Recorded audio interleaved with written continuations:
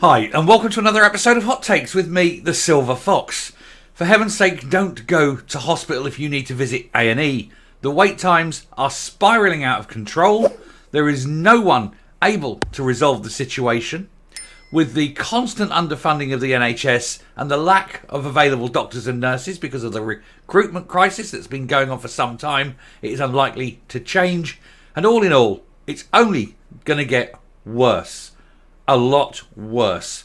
We're seeing the final spiralling death throes of the NHS in Scotland, and there is nothing anyone can do about it. And it doesn't help, of course, that no one really wants to address it. Nobody really wants to deal with it, because for the SNP to try and deal with it would mean they'd have to admit that the problem existed.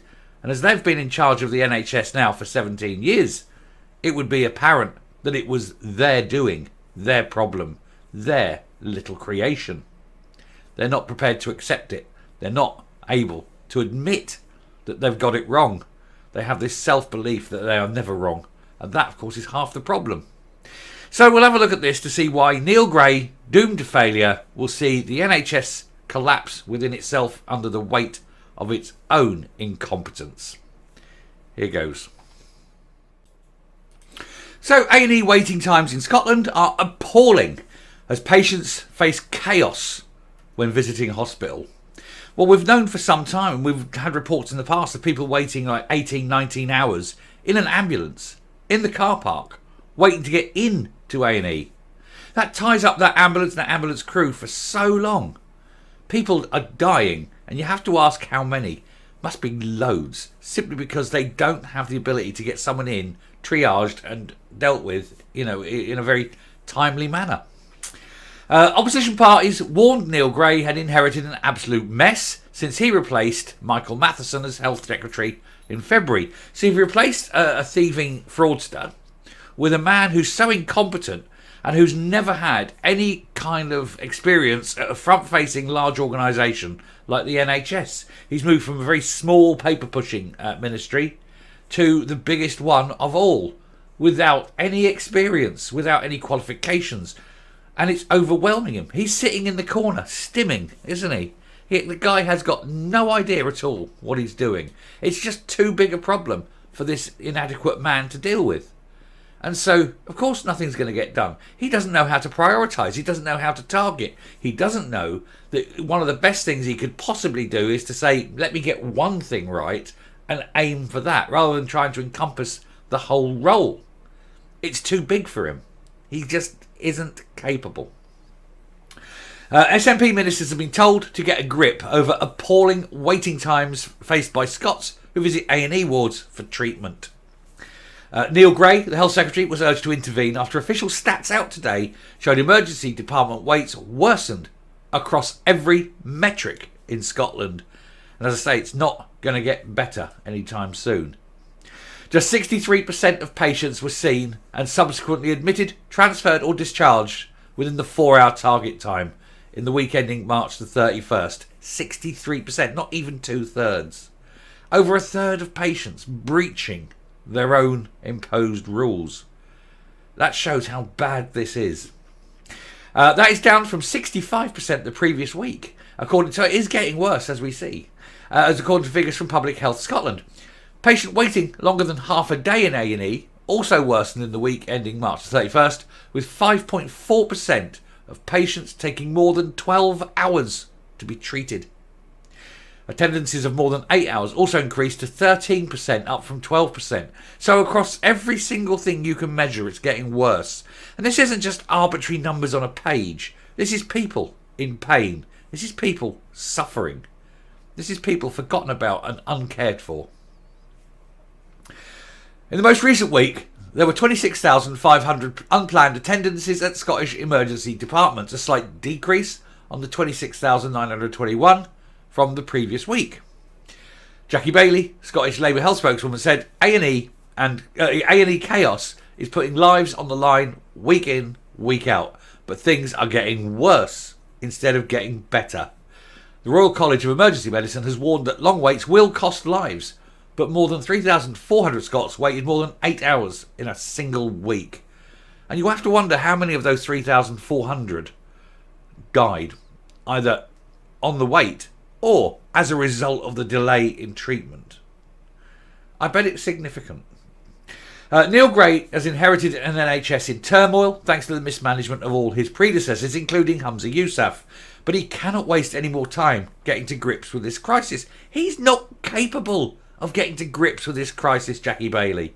Even you must admit that Neil Gray is an absolute moron, ill-suited for a job that requires humanity. He doesn't have it. He doesn't have the talent. He doesn't have the skills. He doesn't have the people skills. Doesn't have the administrative skills. He's not someone you can look at into his eyes and see intelligence and see the ability to deal with complex issues. He strikes me as a rather overwhelmed man, promoted well beyond his abilities into a position where there are no easy answers. It's someone who's fallen upwards but has now reached, I think, well beyond the limit of his talents. And this isn't just some paper exercise where if a figure doesn't get put through, oh well, it's a bit inconvenient. This is people's lives. Neil Gray will be responsible for the deaths of hundreds, if not thousands of people because of his incompetence. She said, anyway, she continued, we need urgent action to ease the pressure on A&E and to keep patients safe, including support for staff and a real plan to tackle delayed discharge.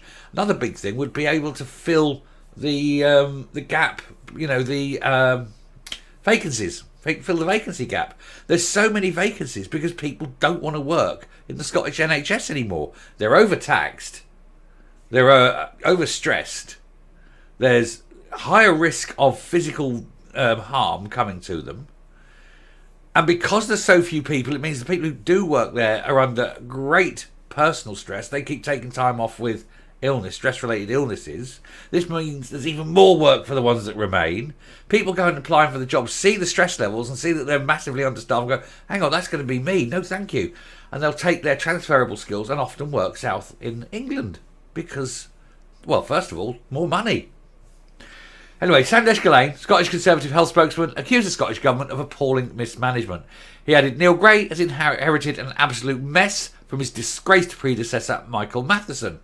He must now take real action to address the crisis, and he should start by adopting the proposals in our health paper, which would deliver a modern, efficient and local health service. And then they're all piling in. Cole Hamilton said ministers had helped A&E failed to help A&E to recover. He said patients and staff alike deserve better than this, so we urgently need to see meaningful action taken to reverse this situation. What can he do? What can Neil Gray do? Nothing. He lacks everything that's needed. I don't think it can be fixed. I think it is spiralling so much now. I think it's gone beyond the event horizon of collapse, and that the NHS in Scotland needs extraordinary measures. And I mean maybe intervention from Westminster as being the only thing that can possibly save it.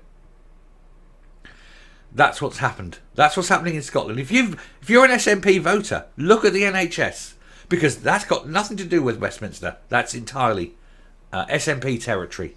They've done that. And when you cannot get into an A&E, or your kids are in deep medical trouble and they're not getting the help they need, just think, you created this with your vote. You keep voting SNP expecting things to get better, but they don't. So you vote SNP again on the promise that they'll get better, and they don't. But you vote SNP again on the promise that they get better. Do you see a pattern emerging here? Every time you vote SNP, things get worse. But hey, I'm sure if you keep voting SNP, one day it'll be fine. I'm coming up. It is no coincidence that private medicine in Scotland is growing massively, because anyone who can is doing it, either through insurance, monthly fees for insurance, which aren't cheap, let me tell you, or on short-term acute things. They're just going private to get an appointment. So got to get this sorted, that sorted, something else sorted. I had it years ago. I had an eye problem, and I went to my GP, and they said, "Oh well, he said it's about 11 weeks. I can refer you to an ophthalmologist. Take about 11 weeks." Okay, thank you. Hold on. Phoned up, and I'm not kidding, literally Harley Street in London. Told them I got this problem with the eye. Oh, can you come in 9 o'clock tomorrow morning? This was my eye. What do you think I did? Yes, I paid £700. Fortunately, I had £700. Put it on the credit card. But I weren't mucking around. This was my eye. I didn't want to wait 11 weeks, not knowing. Turns out, it wasn't as serious as I thought, and that's absolutely fine. And I did deferral. I got things done. The whole thing shifted. It was brilliant. But I had to pay for that out of my own pocket. But it was the next day. It wasn't 11 weeks. And this is what's happening increasingly. Now, I wasn't, on any kind of pay monthly health insurance or anything. This was just a one-off. If that's what it takes, that's what's going to happen. And I think that's what's happening in Scotland. Private medicine is growing so much simply because the SNP have killed the NHS. But that's okay if you've got it. For all those people who don't got it, what are they going to do? They're going to die. People are going to die thanks to the SNP. Real terms, cuts to the NHS every year. But they can still increase the monies they give to the independence part of their movement, can't they? Which is more important? Your granny? Your children? Or some wet dream of independence that may or may not happen in 30 years' time? I'll let you decide. Thank you very much for watching. Do please hit the subscribe button, ring the bell, leave a like, leave a comment, please share the video, and I'll speak to you later. Bye.